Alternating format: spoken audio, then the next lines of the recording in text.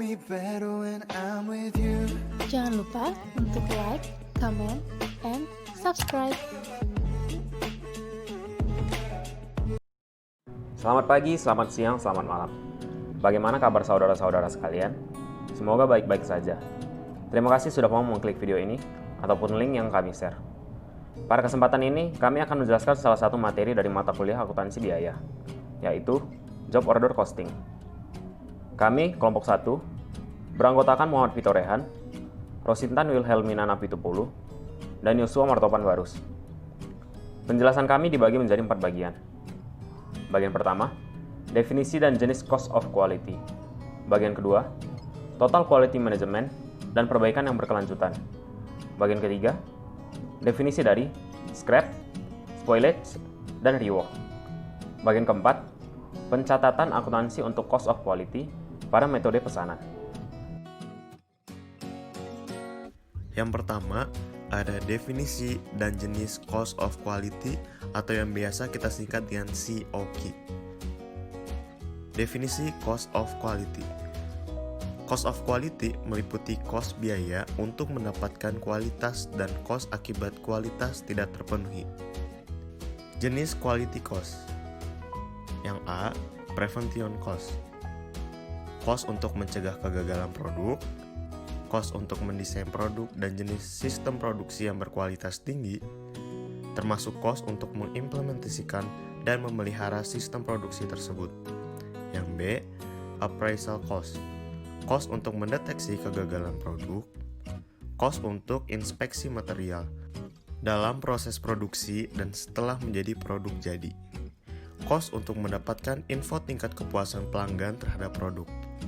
Yang C, failure cost, adalah cost apabila terjadi kegagalan produk. Failure cost dibagi dua, internal failure cost dan external failure cost. Internal failure cost adalah biaya kegagalan selama dalam proses. External failure cost adalah biaya kegagalan setelah produk dijual. Yang selanjutnya ada Total Quality Management atau TQM dan perbaikan yang berkelanjutan. Definisi Total Quality Management merupakan peningkatan kualitas dengan cara meningkatkan kualitas seluruh proses dan aktivitas. Hal ini dilakukan agar perusahaan bisa bertahan dalam persaingan bisnis.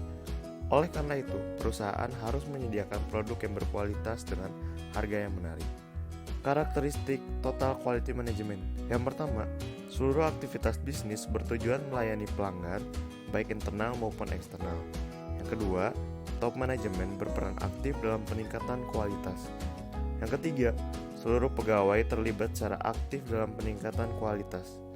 Yang keempat, memiliki sistem untuk mengidentifikasi masalah, membangun pemecahan masalah, dan bertujuan peningkatan kualitas. Yang kelima, menganggap karyawan sebagai aset yang bernilai tinggi dan memberikan pelatihan berkelanjutan kepada karyawan. Selanjutnya adalah pengertian atau definisi dari scrap, spoilage, dan rework. Yang pertama adalah scrap. Scrap adalah sisa material atau material yang rusak akibat kesalahan pekerja atau mesin dan tidak bisa dikembalikan ke vendor. Yang kedua, spoilage merupakan kerusakan pada produk yang sudah selesai seluruhnya atau selesai sebagian. Spoilage tidak bisa diperbaiki karena secara teknis tidak bisa atau tidak ekonomis. Spoilage juga dapat terjadi karena dua sebab. Yang pertama, caused by customer atau disebabkan oleh permintaan customer yang berbeda. Kemudian, spoilage caused by internal failure atau disebabkan oleh kegagalan internal. Yang ketiga adalah rework, adalah proses perbaikan produk yang rusak. Rework dapat terjadi juga oleh karena dua sebab. Yang pertama disebabkan oleh pelanggan, dan yang kedua disebabkan oleh kegagalan internal. 4. Pencatatan akuntansi untuk cost of quality pada metode pesanan. Yang pertama, accounting for scrap. Ada 4 jurnal yang kemungkinan bisa terjadi jika nilai scrapnya tidak material. Yang pertama adalah jurnal ketika penjualan scrap dicatat sebagai scrap sales.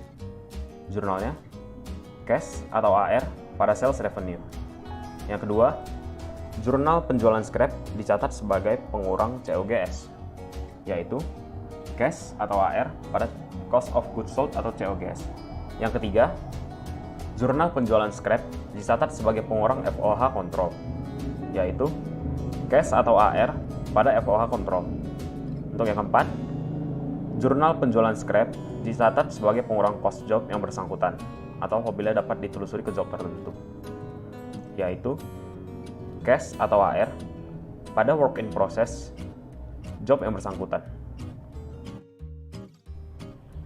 Selanjutnya ialah accounting for spoiled goods. Accounting for spoiled goods itu dibagi menjadi dua. Untuk bagian yang pertama, ialah spoilage cost by customer atau dibebankan kepada pelanggan, yaitu sebesar biaya produksi spoiled good-nya dikurangi nilai jualnya. Rumusnya ialah cost of goods sold atau COGS itu sama dengan total cost dikurangi nilai jual spoiled goods inventory. Untuk bagian yang kedua, spoilage cost by internal failure atau dibebankan pada perusahaan. Rumusnya ialah COGS atau cost of goods sold sebesar unit yang dipesan dikali unit cost. Jika spoilage mempunyai nilai jual, maka hal yang harus dilakukan ialah pertama, nilai penjualnya didebet ke spoiled goods inventory. Yang kedua, FOH control didebet sebesar biaya produksi spoiled good dikurangi nilai spoiled goods inventory. Selanjutnya kita akan menjawab contoh soal spoiled good dari slide sebelumnya. Untuk nomor 1, spoilage cost by internal failure. Pertama-tama kita harus mencari cost charge-nya, yaitu total cost dibagi unit pesanannya, sama dengan $90.000 dibagi 5.000 unit, sama dengan $18. Untuk jurnal penyelesaian dan pengiriman, ada 3. Untuk jurnal yang pertama, spoiled goods inventory sebesar 3.000 pada sisi debit. Angka 3.000 kita dapatkan dari $15 dikali 200 unit. $15 merupakan harga unit cacat yang dapat dijual sebagai barang bekas. Sementara 200 merupakan jumlah unit yang dinyatakan cacat. Selanjutnya FOH control sebesar 600 pada sisi debit. 600 kita dapatkan dari 18 dikurangi 15 dalam kurung dikali 200. Angka 18 merupakan harga dari cost charge yang kita cari di awal. 15 merupakan sama dengan soal sebelumnya, yaitu harga unit cacat yang dapat dijual sebagai barang bekas. Untuk yang 200 merupakan jumlah unit yang dinyatakan cacat. Selanjutnya, work in process sebesar 3.600 pada sisi kredit. Jumlah 3.600 ini adalah untuk menyeimbangkan akun spoiled goods dan FOH control sebelumnya. Untuk jurnal yang kedua, cost of goods sold sebesar 86.400 pada sisi debit. Angka 86.400 kita dapatkan dari $18 dikali 4.800. $18 merupakan cost charge yang kita cari di awal dan 4.800 merupakan jumlah unit yang tidak cacat. Selanjutnya adalah WIP atau work in process pada sisi kredit sebesar 86.400. Jumlah ini tentunya untuk menyeimbangkan COGS. Untuk jurnal yang ketiga, akun receivable sebesar 120.960 di sisi debit dan sales revenue sebesar 120.960 di sisi kredit. Angka 120.960 kita dapatkan dari 140% dikali 86.400. 140% merupakan ketentuan di soal, yaitu pesanan dikenakan harga jual sebesar 140% dari biaya. Sementara 86.400 kita dapatkan dari COGS. Selanjutnya nomor 2, spoilage cost by customer. Jurnal penyelesaian dan pengirimannya ada 3. Yang jurnal pertama, spoiled goods inventory sebesar 3.000 pada akun debit. Angka 3.000 kita dapatkan dari $15 dikali 200 unit. $15 merupakan sama dengan soal sebelumnya, harga unit cacat yang dijual sebagai barang bekas. Sementara 200 merupakan jumlah unit yang cacat. Selanjutnya WIP pada sisi kredit sebesar 3.000 untuk menyeimbangkan spoiled goods inventory. Jurnal kedua, cost of goods sold sebesar 87.000 di sisi debit. Angka 87.000 kita dapatkan dari $90.000 dikurangi $3.000. 90.000 merupakan total COGS di awal dan 3.000 merupakan spoiled goods inventory. Selanjutnya WIP pada sisi kredit sebesar 87.000 untuk menyimbangkan COGS. Untuk jurnal ketiga, account receivable sebesar 121.800 dan pada sisi debit dan sales revenue 121.800 di sisi kredit. Angka tersebut kita dapatkan dari 140% dikali $87.000. 140% merupakan ketentuan soal, yaitu pesanan dikenakan harga jual sebesar 40% dari biaya. Sementara $87.000 kita dapatkan dari COGS setelah dikurangi spoiled goods inventory. Tambahan, jika diminta jurnal penjualan spoiled goods, maka kita bisa menjawabnya dengan cash atau AR pada sisi debit sebesar 3.000 dan spoiled goods inventory pada sisi kredit sebesar 3.000. Accounting for rework. Accounting for rework dibagi menjadi dua. Yang pertama, rework used by internal failure atau biaya rework dibebankan pada perusahaan atau debit ke factory overhead control.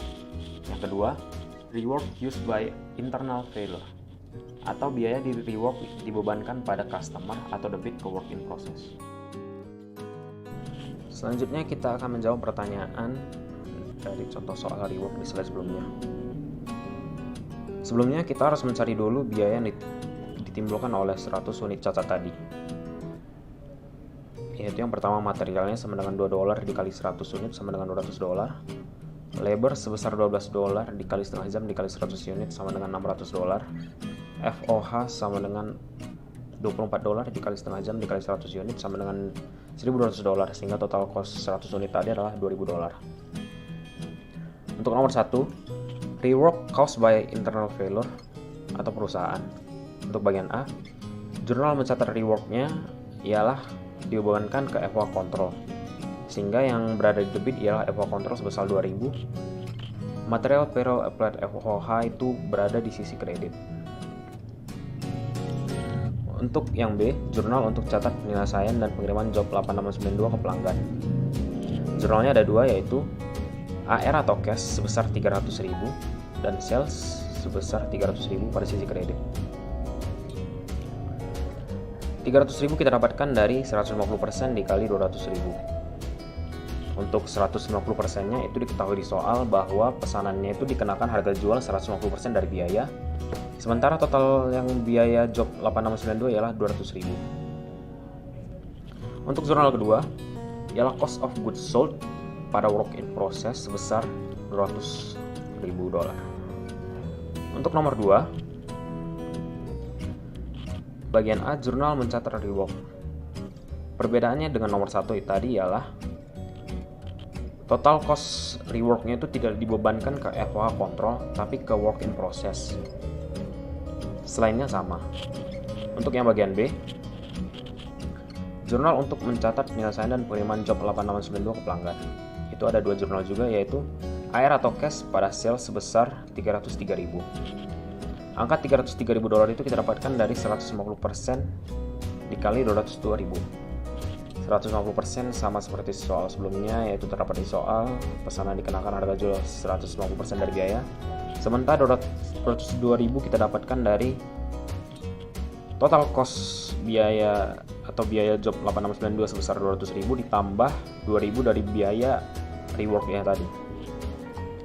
Untuk jurnal kedua yaitu COGS pada work in process sebesar 202.000. Sekian dari penjelasan kami tentang salah satu materi dari mata kuliah akuntansi biaya, yaitu job order costing.